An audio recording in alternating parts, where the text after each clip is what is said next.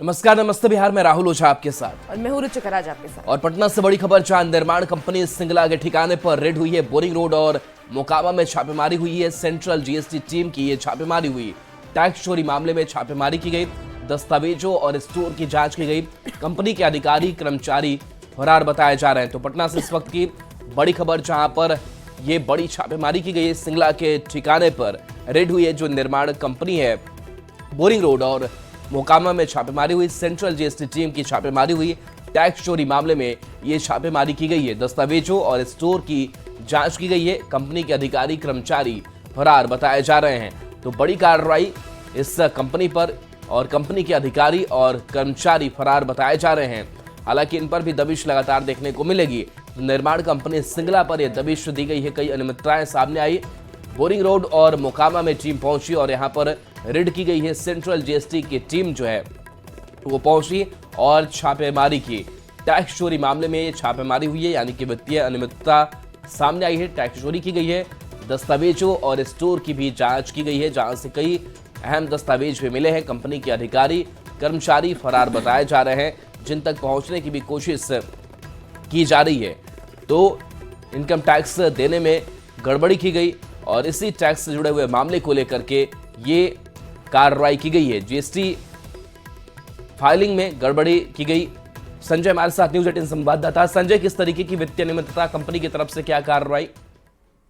देखिए, जीएसटी की टीम ने पटना और मोकामा के हाथीदह में एक साथ छापेमारी की है।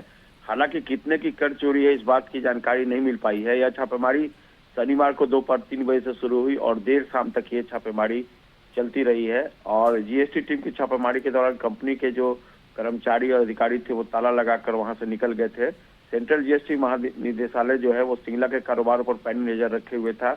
सीजीएसटी जांच में यह जानकारी मिली थी कि कंपनी ने मोटी रकम की चोरी की है। इसके बाद सेंट्रल जीएसटी महानिदेशालय की टीम ने सिंगला के पटना में बोरिंग रोड, जो पुष्पांजलि पैलेस स्थित कार्यालय है, और हाथीदह में औता सिमरिया गंगा ब्रिज के ऑफिस पर एक साथ छापेमारी की है। कर चोरी की जानकारी सामने आई है। छापेमारी के समय जो वहां लोग मौजूद थे उन्होंने इस बात की जानकारी दी, लेकिन विभाग के अधिकारी और कर्मचारी धीरे धीरे एक एक कर वहां से खिसक गए। छापेमारी के दौरान कईयों के मोबाइल फोन जब्त किए गए और कंपनी के दस्तावेजों की भी जांच की गई है। करीब 4 घंटे तक दोनों ठिकानों पर छापेमारी हुई है। इससे पहले भी पिछले साल ईडी ने 19 जुलाई को इसी कंपनी के पटना से लेकर दिल्ली तक के जो ठिकाने थे वहां पर छापेमारी की थी। और मनी लॉन्ड्रिंग केस में यह छापेमारी पटना, हरियाणा के पंचकुला समेत कई जो शहर है वहां पर यह छापेमारी हुई थी। देखना होगा जीएसटी का जो ये मामला है, जब मूल्यांकन होगा तो ये पता चल पाएगा कि आखिरकार कितने की कर चोरी हुई है और किस तरीके से ये कर चोरी की गई है। जी राम। संजय, इस अपडेट के लिए आपका। और इसी बीच आपको पटना से बड़ी खबर बताएं, जहां टीआरई 3 शिक्षक अभ्यर्थियों को नियुक्ति पत्र दिया जाएगा। आज सीएम नीतीश कुमार नियुक्ति पत्र देंगे। बता दें कि गांधी मैदान में नियुक्ति पत्र वितरण समारोह होना है। बड़ी खबर आपको राजधानी पटना से बता रहे हैं। 51,389 अभ्यर्थियों को नियुक्ति पत्र मिलेगा। सीएम देंगे 10,739 अभ्यर्थियों को नियुक्ति पत्र। तो बाकी सफल अभ्यर्थियों को जिले में मिलेगा नियुक्ति पत्र। गांधी मैदान में नियुक्ति पत्र वितरण समारोह की तैयारियां पूरी कर ली गई है। बड़ी खबर आपको राजधानी पटना से बता रहे हैं, अच्छी खबर है। और ये 3 तस्वीरें देखिए, तस्वीरों के माध्यम से आप समझ सकते हैं तैयारी पूरी कर ली गई है। और आज का दिन बेहद ही शिक्षकों के लिए खास है। टीआरई 3 अभ्यर्थियों को नियुक्ति पत्र दिया जाएगा और आज ही सीएम नीतीश कुमार नियुक्ति पत्र देंगे। गांधी मैदान में नियुक्ति पत्र वितरण समारोह की तैयारी लगभग पूरी कर ली गई है।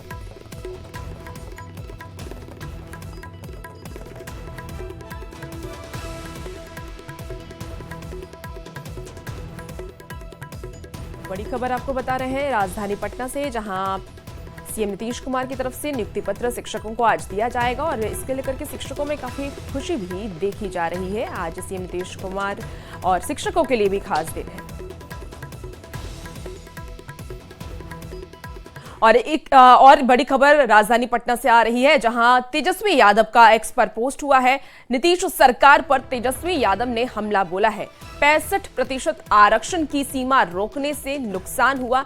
SC, ST, OBC, EBC को 16% आरक्षण का नुकसान हुआ है। 50,000 से ज्यादा युवाओं को नौकरी से हाथ धोना पड़ा। ये तेजस्वी यादव का पोस्ट है। TRE 3 शिक्षकों को नियुक्ति के तीसरे चरण में भी आरक्षण लागू नहीं किया गया। हजारों अभ्यर्थियों को हजारों नौकरी का नुकसान हुआ और आज धरना प्रदर्शन करेंगे तेजस्वी यादव। तो तेजस्वी यादव ने एक बार फिर से नीतीश सरकार पर हमला बोला है और एक्स के माध्यम से उन्होंने तमाम मुद्दे गिनाए हैं और आज धरना प्रदर्शन भी तेजस्वी यादव करने वाले हैं। बड़ी खबर आपको राजधानी पटना से बता रहे हैं।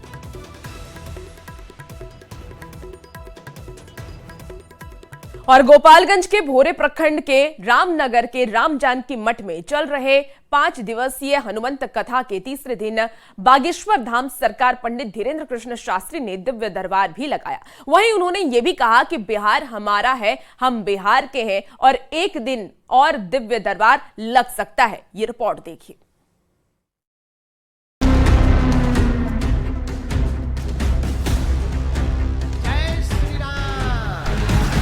अगर वो विरोध करेंगे तो मठ बनाएंगे, यही रहेंगे।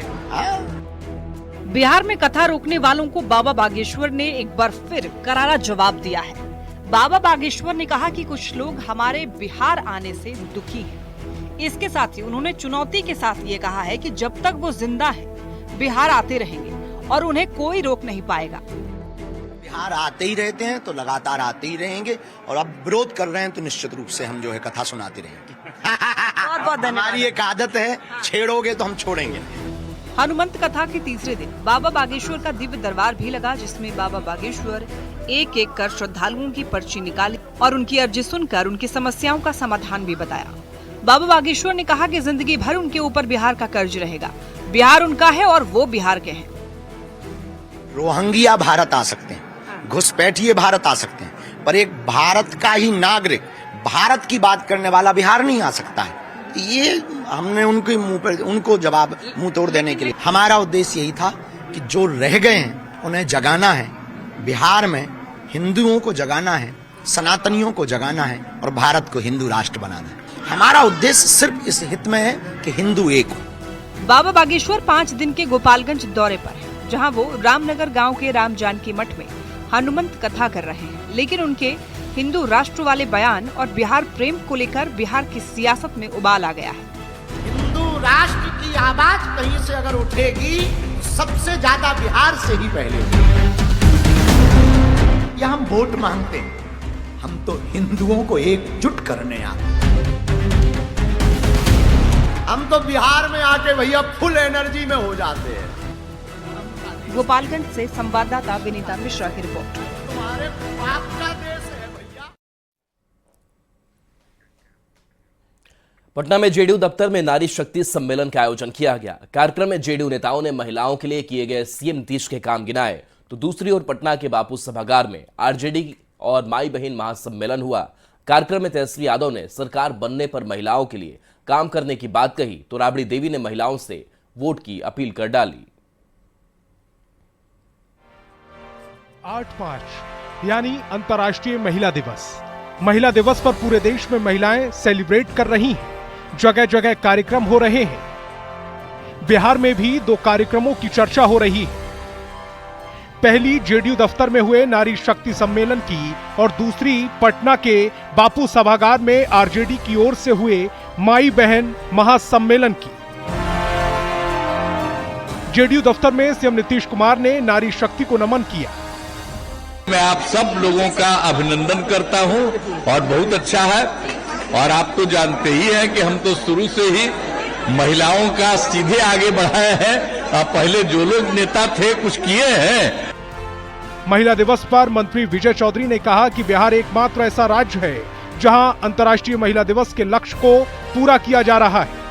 जिन्होंने महिला उत्थान और महिला सशक्तिकरण के इतने प्रभावी कार्यक्रम बिहार में चलाए हैं, जिसका अनुकरण और अनुसरण पूरे मुल्क में, पूरे विश्व में हो रहा है। दूसरी ओर बापू सभागार में आरजेडी की ओर से हुई माई बहन महासम्मेलन में नेता प्रतिपक्ष तेजस्वी यादव ने कहा कि जब हमारी सरकार बनेगी तो महिलाओं को आगे बढ़ाने में कोई कमी नहीं छोड़ी जाएगी। आज हम लोगों ने संकल्प लिया है, अगर हम लोगों की सरकार बनेगी तो महिलाओं को आगे बढ़ाने में कोई कमी नहीं छोड़ी जाएगी। वहीं आरजेडी नेता और पूर्व मुख्यमंत्री राबड़ी देवी ने महिलाओं से कहा है कि सब एकजुट होकर 2025 में हमारी सरकार बनाएं। हम जो भी घोषणा कर रहे हैं उसको हम पूरा करेंगे।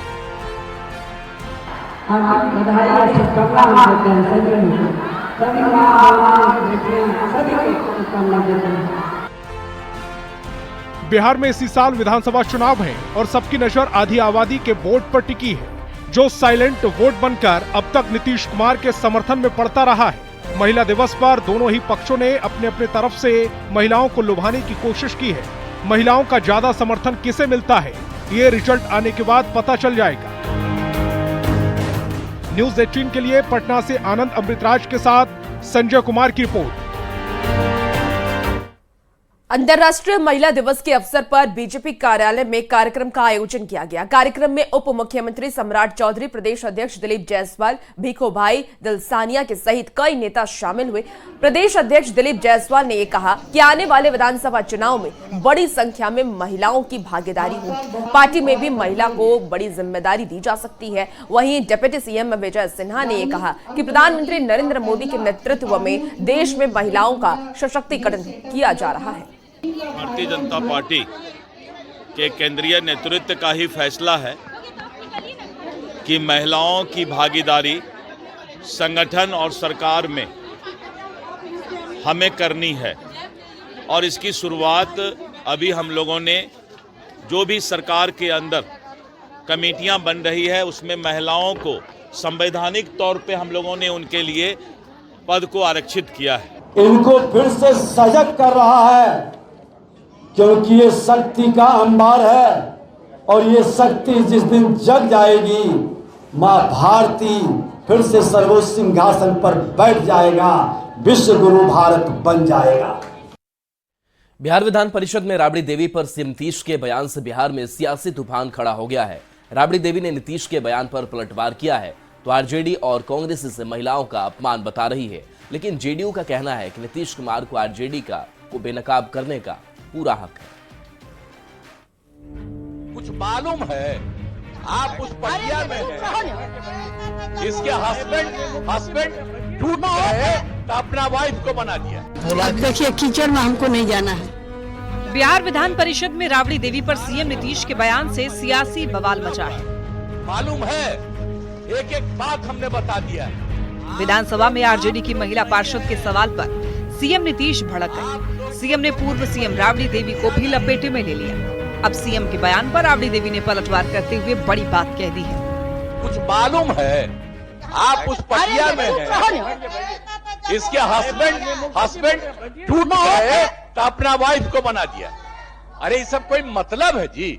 जो हुआ है आई लोग भी बनी हुई तो कोई महिला के लिए की है?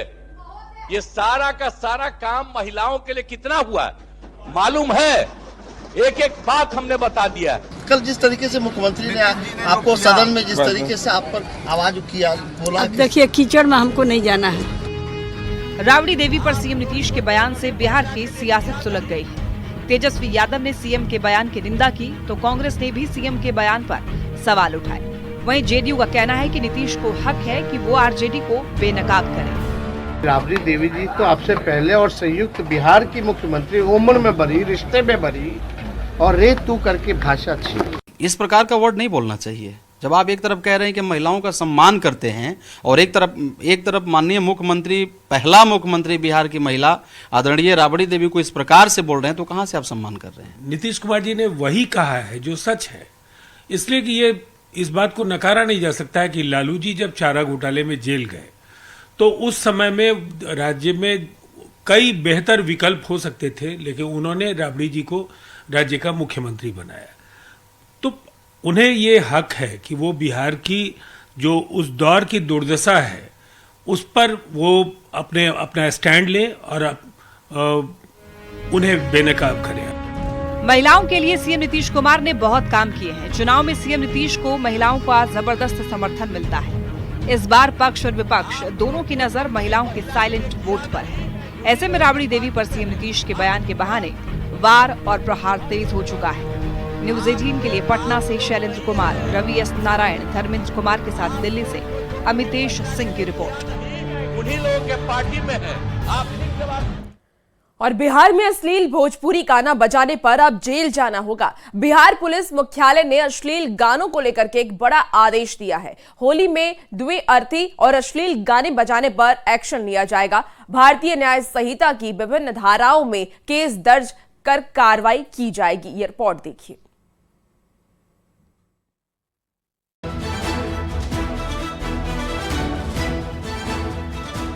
भोजपुरी में अश्लील गानों पर नीतीश सरकार सख्त हो गई है। अश्लील गानों पर नीतीश सरकार ने बड़ा आदेश जारी कर दिया है। बिहार पुलिस मुख्यालय ने सभी जिलों के एसपी, आईजी और डीआईजी को पत्र लिखकर साफ कर दिया है कि अश्लील भोजपुरी गाना बजाने पर कार्रवाई होगी। होली में द्विअर्थी और अश्लील गाने बजाने पर एक्शन लिया जाएगा। सार्वजनिक स्थानों, समारोह और पब्लिक ट्रांसपोर्ट में इस तरह के गाना बजाने वालों के खिलाफ भारतीय न्याय संहिता की विभिन्न धाराओं में केस दर्ज कर कार्रवाई की जाएगी। बिहार में अश्लील, फुहर और दोहरे अर्थ वाले गाना बजाना अब आसान नहीं होगा। बिहार पुलिस मुख्यालय ने इस पूरे मामले को लेकर सख्त रवैया अख्तियार कर लिया है। बिहार पुलिस मुख्यालय में एडीजी कमजोर वर्ग ने सभी जो आईजी हैं और डीआईजी उनको एक आदेश पत्र लिखा है और उसमें उनको इंस्ट्रक्ट किया गया है कि सार्वजनिक स्थलों, समारोहों और बस, ऑटो, ई रिक्शा सभी पर अगर कोई दोहरे अर्थ वाले गाने बजाता है, अश्लील गाना बजाता है, तो उसके खिलाफ भारतीय न्याय संहिता 2023 की धारा 296/79 समेत विभिन्न धाराओं में केस दर्ज किया जाए। देखिए, आदरणीय डीजीपी साहब और पुलिस मुख्यालय के निर्देशों का अनुपालन किया जा रहा है। यहाँ पर हम लोग साइबर सेनानी के माध्यम से और शांति समिति की बैठक में और इसके अलावा जो भी डीजे संचालक है उनके साथ बैठक कर करके इन सब चीज़ों के बारे में ताकीद कर रहे हैं कि ताकि इस तरह की गड़बड़ ना हो। इसके अलावा आम पब्लिक से भी हम लोग अपील करते हैं कि पुलिस प्रशासन को सहयोग करे। भोजपुरी में अश्लील गानों पर रोक लगाने के लिए नीतीश सरकार ने बड़ा कदम उठाया है। सरकार ने साफ कर दिया है कि सार्वजनिक जगहों पर ऐसे गाने नहीं बजाए जा सकते हैं। अश्लील और द्विअर्थी गानों से हर कोई परेशान है। अश्लील गीतों का समाज पर बुरा असर हो रहा है, ये किसी से छिपा नहीं है। काफी समय से लोग अश्लील गानों पर रोक लगाने की मांग करते रहे हैं। कई बार इन गीतों से सामाजिक तनाव भी पैदा हुआ और अब सरकार ने अश्लील द्विअर्थी गानों पर लगाम लगाकर बड़ा संदेश दे दिया है। न्यूज 18 के लिए पटना से संजय कुमार और सारण से संतोष कुमार की रिपोर्ट।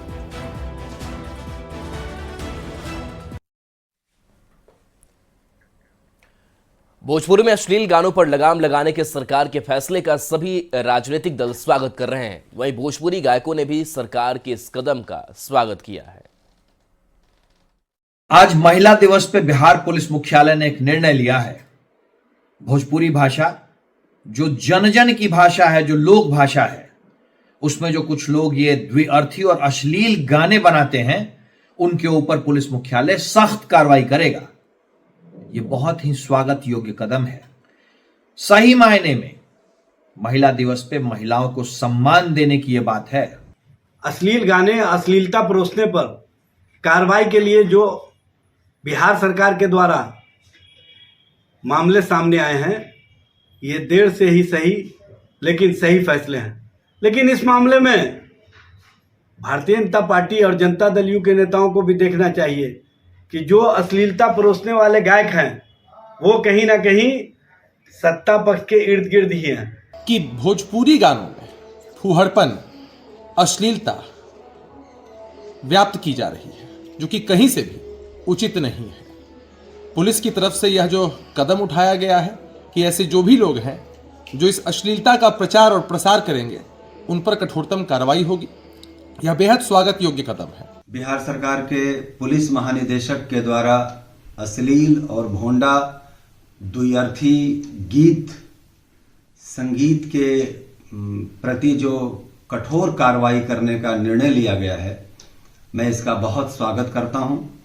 मैं वर्षों से ये लड़ाई लड़ते आ रहा हूं, लेकिन अश्लील सुनने वाले, अश्लील गाने वाले, अश्लील प्रदर्शन करने वालों की संख्या बहुत अधिक है और समाज पे इसका बड़ा ही बुरा असर पड़ रहा था।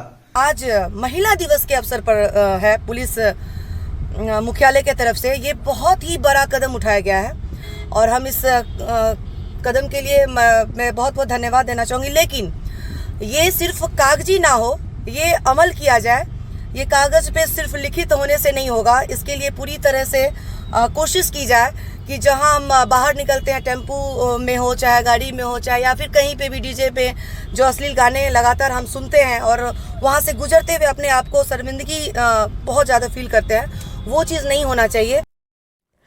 बिहार में अश्लील भोजपुरी गाना बजाने पर अब जेल जाना होगा और बिहार पुलिस मुख्यालय ने अश्लील गानों को लेकर के एक बड़ा आदेश दिया है। होली में द्विअर्थी और अश्लील गाने बजाने पर एक्शन लिया जाएगा। भारतीय न्याय संहिता की विभिन्न धाराओं में केस दर्ज कर कार्रवाई होगी।